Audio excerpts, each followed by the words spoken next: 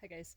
So yesterday I started the big venture of tilling the garden, which honestly I got a lot more done than I had anticipated. I have just a small front tine tiller. It's this one here. It's a Han Power Boy. It is a very small tiller, but that thing it beats the snot out of you, especially if you're breaking fresh sod. Which I broke a lot of fresh sod. So this garden bed over in here is about 18 by 55 feet.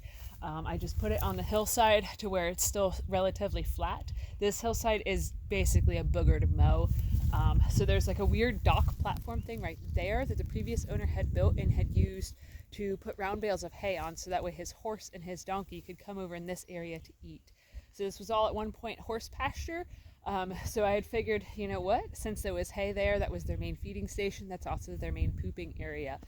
And boy, this soil looked fantastic whenever I was tilling it yesterday. It might be hard for you guys to tell, but it is very, very dark in color, which tells you that it is very nutrient dense.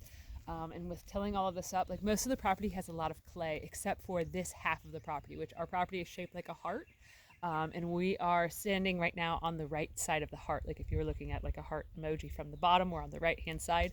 On this side here, I have fenced in basically like a third of an acre that is eventual garden space expansion zones, things of that nature, because I know that as I grow, and then I'm going to want to grow no more next year, and the year after that more and more and more and more and more.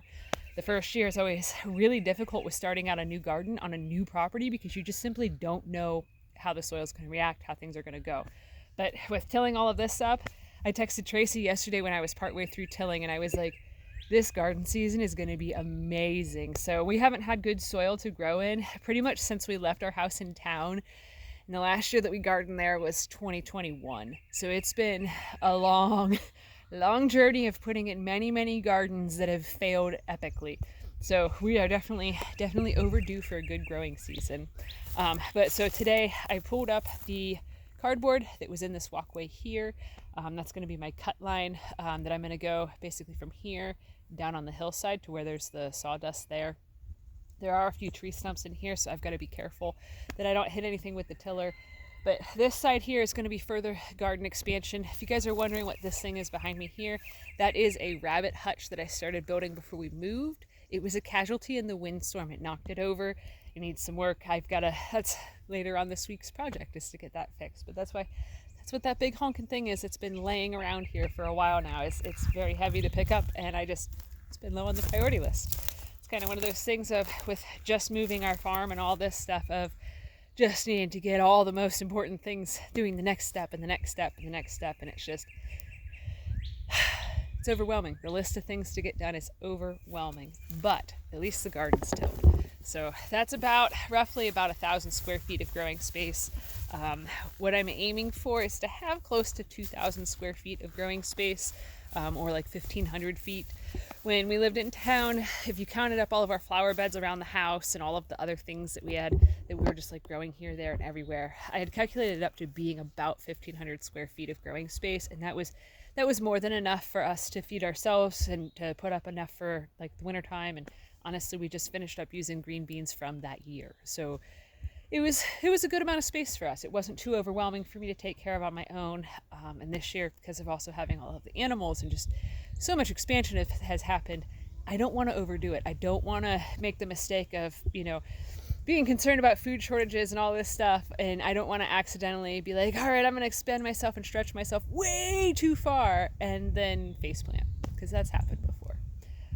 But gotta do the best that I can. So we're gonna grow down in this area over in here probably a good bit of pumpkins, and different squashes and stuff to help feed the animals, because pumpkins are really good for goats. It acts as a natural dewormer, plus they absolutely love pumpkins. So, and then everything that's pretty much downhill from that garden plot that I had tilled yesterday, it gets pretty wet. So kind of why it stopped where it stopped at. So I might end up being able to cut down a little bit further with the tiller, but this year I'm not too worried about it. I'm just doing the best I can and hoping that that'll be good enough, because that's all you really can do, is the best you can do. So anyways, that's it for today. I've got the tiller out. I've got everything ready. I've got it gassed up. I've got a new spark plug in there, so I should be good to rock and roll for a while. Yesterday I tilled doing that plot there. That wind is intense. Feels nice.